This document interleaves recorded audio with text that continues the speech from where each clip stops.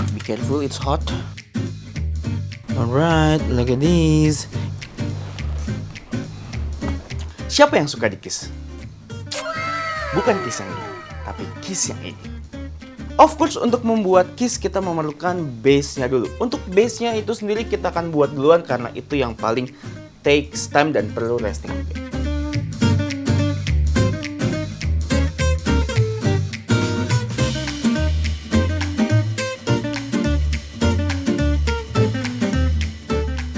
Nah, untuk base kita menggunakan tepung terigu yang protein sedang. Terus kita akan juga tambahin ini margarin. Karena biasanya kan kalau pakai butter itu dia agak cenderung lebih mahal. Jadi pakai margarin biar dia lebih murah tapi tetap enak. Nah, ini kita akan crumbly. Jadi pastiin juga si margarinnya ini harus cold atau dingin. Kalau bisa kerjanya di suhu yang ruangannya juga dingin. Jadi biar dia nggak bantet, jadi crumbly, flaky, it's gonna be light and nice. Dan metodenya cukup ya gini aja ya, kayak benar-benar kayak cubit-cubit aja gitu, cubit-cubit gemes sampai dia rata dan sampai dia menyatu semua. Tapi tetap crumbly, ini yang disebut crumbly seperti ini ya. Oke, lihat nih ya, ini udah crumbly like this ya. Ini nggak perlu kalian tambahin garam, kenapa? Karena margarin sendiri tuh udah gurih, ya kan?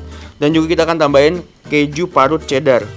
Jadi ini akan memberikan keasinan juga, gurih juga. Jadi nggak perlu tambahin garam, ya. Ditambah lagi kan tangan kalian udah ada sedikit daki-daki yang salty. Nah, kalau udah begini, ini kan kering nih, crumbly tapi kering. Kita butuh untuk nyatuin semua itu dengan sedikit cairan, which kita perlu liquid. Kalau nggak susu, air juga boleh, ya.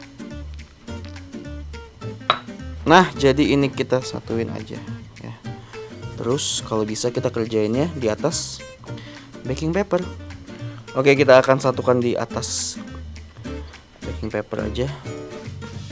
Ini kalau kurang air kalian cipratinnya dikit-dikit aja ya. Jangan kayak kebanyakan nanti malah jadi terlalu dense atau terlalu padat gitu ya. Jadi kayak nggak airy lagi, nggak crumbly lagi. Pastinya paling 1-2 sendok makan aja.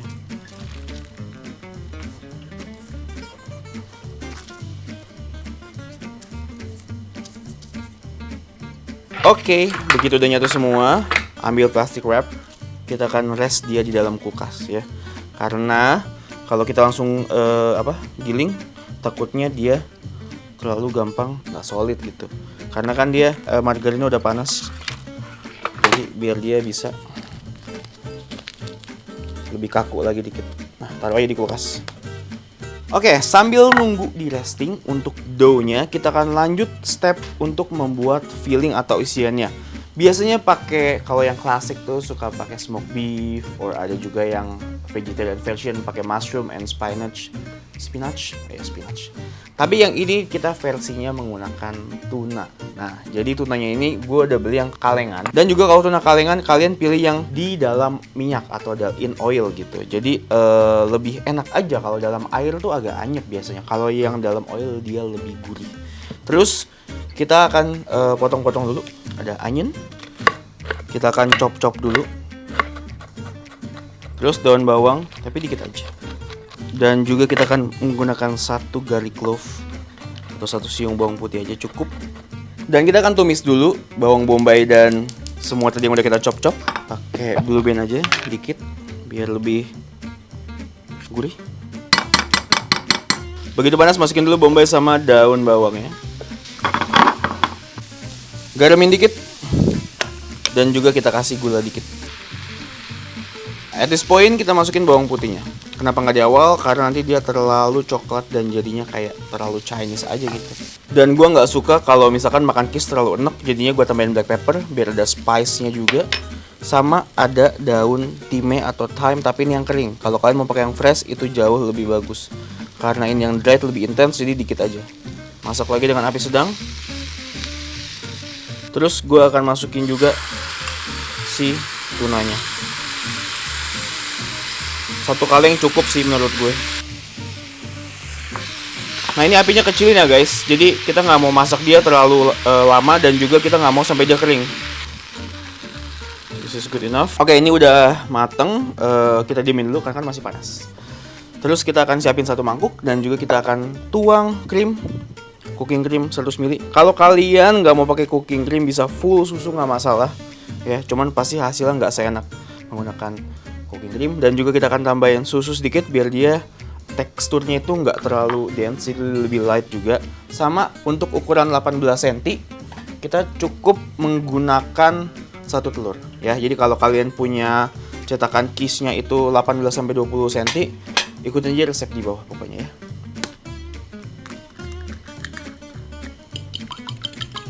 Nah begitu dia udah rata, diaduk kayak gini, kita akan masukkan tuna yang tadi.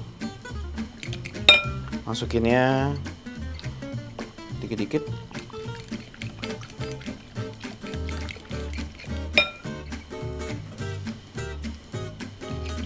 I think this is enough. Jangan lupa kalian cobain aja dikit sebelum kalian bake, karena kan kalau udah di bake kurang asin udah nggak ketolong. Ini sebenarnya udah gurih, tapi kayaknya gue perlu garam dikit lagi, beraniin, sama gula dikit. Nah ini udah kita resting tadi kan, balik lagi ke doughnya, dan kita akan roll atau kita akan gulung untuk kita ratain. Gunakan baking paper biar dia nggak lengket. Jadi di bawah udah ada bekas yang tadi, sama di atas juga ya. Nah kita bisa pakai rolling pin buat ngeratain kayak gini, atau kalian kalau punya botol kecap boleh juga dipakai, atau yang penting bentuknya kayak rolling pin dan bisa untuk ngeratain. Dan di sini kita mencoba untuk membuat lingkaran yang bagus, jadi kita rolling 3-4 kali, kita putar lagi. Jadi jangan sampai dia lonjong sebelah. Oke. Walaupun bulatnya agak abstrak, tapi mencoba untuk rata gitu. Oke, next kita akan pindahin ke cetakan pie-nya. Jadi dibalik pie-nya ke sini, lalu dibalik lagi, lalu kita buka pelan-pelan, something like that. Nah ini dia serunya. Jadi ini emang doughnya tuh gue buat pas-pasan gitu ya. Jadi kalau ada bocel-bocel tinggal ditambal aja ya. Coba untuk di press, tapi jangan terlalu ditekan banget. Di samping-samping sudut-sudutnya kayak gini, biar kita dapat dulu kurangnya di mana, ya kan? Nah, jadi ini kan lebih nih, potek, tempel di sini, ya. Pokoknya yang berlebihan tempel dan coba untuk di press aja, ya dipas-pasin lah gitu ya. Pokoknya ini udah kalian kerajinan tangan banget dah. Coba untuk kalian pencet-pencet rapihin sesuai cetakannya biar lebih bagus, geser-geser dikit sampai dia rata gitu ya. Pastiin tangan kalian juga nggak keringetan biar dia nggak basah. Tuh guys, sih ini bener-bener nggak ada waste at all, bener-bener ngepas semuanya. Menurut gua looking pretty good. Nanti kan kita akan blind bake juga, jadi kelihatannya ini sekarang kayak di samping-sampingnya banyak tambelan, but once udah jadi nggak akan kelihatan. Oke. Next kita akan colok dengan garpu kayak gini biar dia matangnya sampai ke dalam-dalam. Terus pakai lagi si baking paper dan juga tuang beras. Jangan lupa juga kalian preheat oven kalian 180 derajat. Jadi ini nama tekniknya blind baking, tujuannya biar nanti si base atau dough di bawahnya ini, kulit pie-nya itu dia nggak naik waktu di baking gitu. Jadi tetap stay di bawah aja. Ovennya udah panas. Kita taruh di atas langsung, taruh di tengah-tengah kayak gini, ya kan? Api atas bawah. Kita akan bake kurang lebih 15 menit sampai 20 menit, kita nanti cek. It's been 20 minutes dan ini udah cukup, I guess. Oke, nice. Kita angkat. Berasa kita angkat, nanti kita bisa masak juga, jadi jangan dibuang. Kan? Next, kita akan langsung tuang fillingnya. Ini optional, kalau kalian suka tambahin parmesan dikit di atasnya. Dan juga extra cheese. Ini cheddar biasa, karena nggak cuma martabak aja yang enak pakai keju. Nah, sekarang balikin lagi. Langsung kita tutup, suhu masih 180, api atas bawah, kipasnya nyalain. Atau kalian kalau misalkan punya ovennya oven portable juga, itu pasti ada fitur api atas bawah ya. 20 menit kita tunggu. Nah itu dikit lagi tuh guys ya, udah kayak gitu. Paling sekitar semenit lagi kita tutup lagi. I think that's it. Good color as you can see. Looking nice, ain't it? Gue suka banget warnanya, dan ini tadi waktu gue coba colok pakai tusukan gigi buat ngecek udah matang atau belum, dia udah matang guys tuh ya, udah clean. Tapi begitu lu colok lu kerasa kayak soft, fluffy, it's gonna be good. Dan sekarang akan kita resting kurang lebih 10 menit sebelum kita potong biar dia nggak terlalu panas dan terlalu melebar.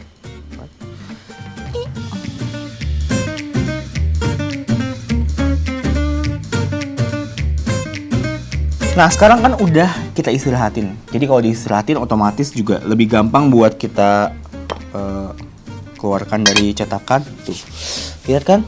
Ini tuh kayak udah cocok gitu dijual-jual di coffee shop di daerah Jaksel yang. Oke, sekarang akan kita langsung portioning, kita sajikan. Ini bisa jadi sekitar 6 bagian. Jadi, ya kan? Jadi kalau di resting tuh pasti jadi lebih mudah untuk dipotong, lebih solid. Ya, kalau dia crumbly, pas kalian potong dia nggak akan pecah gitu loh. Karena apa? Iya karena crumbly. Sampai sini paham? Karena kita mau bagi 6, jadi harus agak sedikit bermain dengan feeling. Ribet lah bagi 4 aja. Cang cincong. Kita bagi 4 ya guys. Ya ini sekitar 60.000 lah kalau di coffee shop gitu ya nggak? Alright, look at this. Ini emang nggak tebel feelingnya, dia quiet, tipis ya. Karena emang cetakan paynya juga tipis. Tapi kalau kalian lihat ya, isi tuna sama telurnya tuh kayak even gitu loh.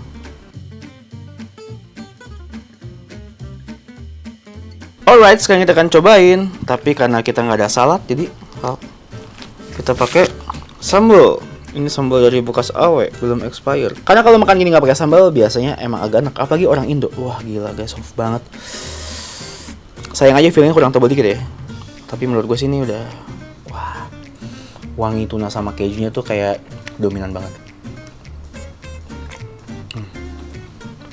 Gue pikir cheese pakai tuna aneh, dan gue salah.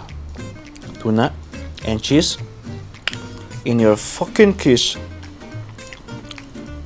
is amazing. I mean the softness from the egg.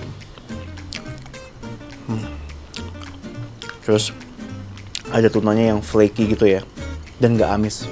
Gue habis makan siang dan gue makanin lagi, kayak gak enak gitu, kayak enak gitu, pas aja gitu, you know. You guys try it. Udah subscribe di bawah. Gue Will Ghost. I'll see you guys on whatever next video. Bye bye. Peace.